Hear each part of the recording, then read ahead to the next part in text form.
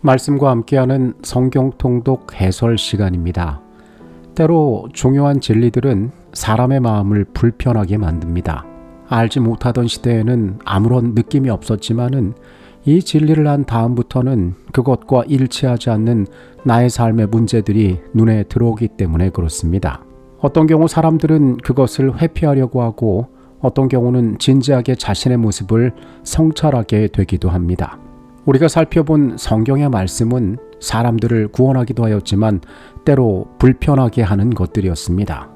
예수 그리스도를 통하여 또한 사도들을 통하여 복음을 들은 사람들은 우리가 어찌할 거라고 부르짖었기 때문입니다. 한 해의 마지막 시간들 가운데 여러분이 만나는 말씀들은 여러분에게 어떤 진리가 되고 계십니까? 내일 우리가 읽을 말씀은 요한계시록 19장과 20장의 말씀입니다. 요한계시록 19장의 말씀으로 갑니다.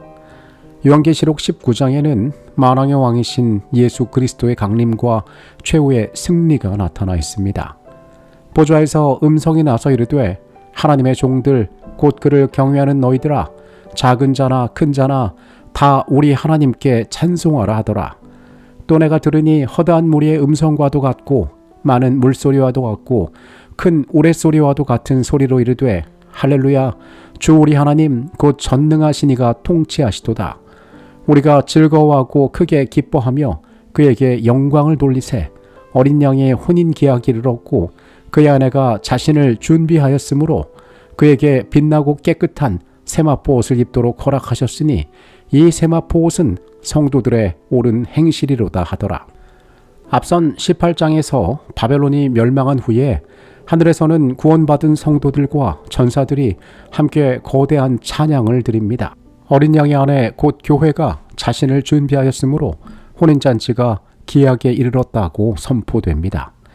여기 등장하는 이 세마포 옷은 그리스도의 의를 받아 형성된 성도들의 옳은 행실과 품성을 상징하는 것들입니다. 또 내가 하늘이 열린 것을 보니 보라 백마와 그것을 탄 자가 있으니 그 이름은 충신과 진실이라. 그가 공의로 심판하며 싸우더라. 그 눈은 불꽃 같고 그 머리에는 많은 관들이 있고 또 이름 쓴 것 하나가 있으니 자기밖에 아는 자가 없고 또 그가 피 뿌린 옷을 입었는데 그 이름은 하나님의 말씀이라 칭하더라. 하늘이 열리고 예수 그리스도께서 만왕의 왕 만주의 주로서 영광 중에 이 땅에 강림하십니다. 16장에서 예고되었던 동방의 왕의 실제 모습이며 하늘의 군대 즉 천사들이 그분을 호위하고 있습니다. 또 내가 봄에 그 짐승과 땅의 임금들과 그들의 군대들이 모여 그 말탄 자와 그의 군대와 더불어 전쟁을 일으키다가 짐승이 잡히고 그 앞에서 표적을 행하던 거짓 선지자도 함께 잡혔으니 이는 짐승의 표를 받고 그의 우상에게 경배하던 자들을 표적으로 미혹하던 자라. 이 둘이 산채로 유황불 붙는 못에 던져지고 그 나머지는 말탄 자의 입으로부터 나오는 검의 죽음에 모든 새가 그들의 살로 배불리더라. 짐승이 상징하는 이교 로마와 거짓 선지자 즉 타락한 개신교가 그리스도를 대적하려고 하지만은 결국 산채로 유황불 붙는 못에 던져지며 그를 따르던 모든 자들도 멸망할 것이라고 말씀은 이야기하고 있습니다. 요한계시록 20장의 말씀으로 갑니다. 20장은 재림 이후 1000년 동안 일어나게 될 일들을 하늘과 땅의 관점에서 보여주고 있습니다. 또 내가 봄에 천사가 무저경의 열쇠와 큰 쇠사슬을 그의 손에 가지고 하늘로부터 내려와서 용을 잡으니 곧 옛뱀이요 마귀요 사탄이라. 잡아서 1000년 동안 결박하여 무저경에 던져 넣어 잠그고 그 위에 인봉하여 1000년이 차도록 다시는 만국을 미혹하지 못하게 하였는데 그 후에는 반드시 잠깐 노일이라. 요한계시록의 말씀은 재림 이후에 우리에게 있을 일들 또한 들려주고 있습니다. 재림 시 악인들은 멸망하고 의인들은 살아 하늘로 들림을 받습니다. 사탄은 구원받은 자들과 그리고 이 땅의 죽은 자들 사이, 즉 아무도 살아있지 않은 황폐한 지구에 홀로 갇혀 1000년 동안 자신의 반역이 초래한 결과를 보며 결박당합니다. 무저갱이란 단어는 재림 이후 황폐해진 지구를 의미하는 말입니다. 또 내가 보좌들을 보니 거기에 앉은 자들이 있어 심판하는 권세를 받았더라. 또 내가 보니 예수를 증언함과 하나님의 말씀 때문에 묵배임을 당한 자들의 영혼들과 또 짐승과 그의 우상에게 경배하지 아니하고 그들의 이마와 손에 그의 표를 받지 아니한 자들이 살아서 그리스도와 더불어 1000년 동안 왕노릇하니 그 나머지 죽은 자들은 그 1000년이 차기까지 살지 못하더라. 이는 첫째 부활이라. 이 첫째 부활에 참여하는 자들은 복이 있고 거룩하도다. 둘째 사망이 그들을 다스리는 권세가 없고 도리어 그들이 하나님과 그리스도의 제사장이 되어 1000년 동안 그리스도와 더불어 왕노릇하리라. 말씀은 살아 구원받은 자들의 운명을 이야기하고 있는데 하늘로 들림을 받은 성도들은 보좌에 앉아 심판하는 권세를 받게 됩니다. 이는 하나님께서 내리신 심판이 얼마나 공정했는지를 모든 시대의 기록을 통하여 확인하는 과정입니다. 7절부터는 천년기의 끝의 이야기가 나옵니다. 천년이 참에 사탄이 그 옥에서 놓여 나와서 땅의 사방 백성 곧 곡과 마곡을 미혹하고 모아 싸움을 붙이리니 그 수가 바다의 모래 같으리라. 그들이 지면에 널리 퍼져 성도들의 진과 사랑하시는 성을 두루매 하늘에서 불이 내려와 그들을 태워버리고 또 그들을 미혹하는 마귀가 불과 유황에 모세에 던져지니 거기는 그 짐승과 거짓 선지자도 있어 세세토록 밤낮 괴로움을 당하리라. 1000년의 시간이 흐른 뒤에 새 예루살렘은 이 지구로 내려오게 됩니다.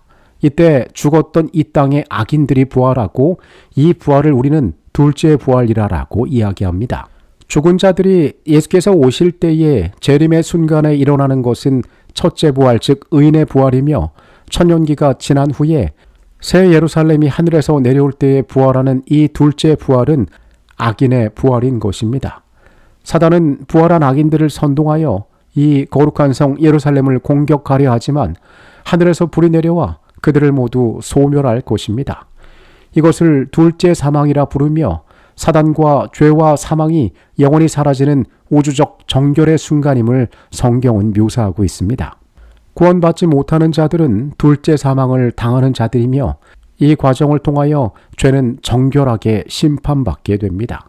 천년기 동안 사단이 이 땅에서 결박당하는 것은 실제로 어떤 물리적으로 묶이는 것이 아니라 그가 아무도 없는 자신의 추종자조차 없는 이 지구의 공허 가운데 천년 동안 환경적으로 결박하는 것을 의미하고 있습니다. 그리고 요한계시록 20장은 모든 것이 정결하여진 이 우주에서 죄가 사라진 상태가 어떠한 것인지를 묘사해주고 있습니다. 많은 사람들의 일반적인 편견과 오해가 있는데 그것은 지옥이란 것은 악인들이 가서 영원한 세월에 걸쳐서 고통을 받는다는 것입니다. 그러나 성경 어디에서도 특정한 장소에 지옥을 언급하지 않습니다. 이것은 영혼의 문제와도 연관이 있어서 사람들은 영육 이원론의 이론을 통해서 사람이 죽고 나면 구원을 받든지 지옥에 간다라고 오해되어 믿는 잘못과 연관이 되어져 있습니다. 영육 이원론의 가장 큰 위험은 사실적이고 지구 전체가 분명히 알아볼 수 있는 예수 그리스도의 분명한 재림을 오해하게 만든다는 것입니다.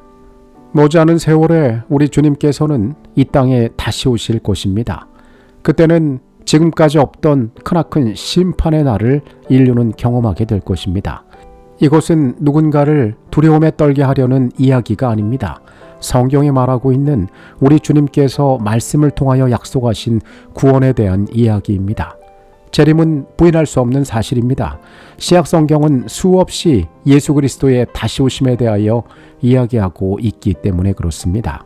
내일 이 시간에는 요한계시록의 마지막 이야기를 함께 살펴보도록 하겠습니다. 평안한 밤 되시기 바라겠습니다. 기도하시겠습니다. 하나님, 다시 오실 주님께서 이 땅을 어떻게 구원하실지 우리로 알게 하시니 감사합니다. 심판의 소식이 우리에게 두려움이 되지 않게 하시고 우리를 위하여 하늘집을 예비하시고 이 땅에 오시는 예수 그리스도의 다시 오심을 우리가 사모하게 하여 주시옵소서. 말씀이 우리의 마음 가운데 진리로 뿌리박게 하여 주시옵소서. 예수 그리스도 이름으로 기도합니다. 아멘.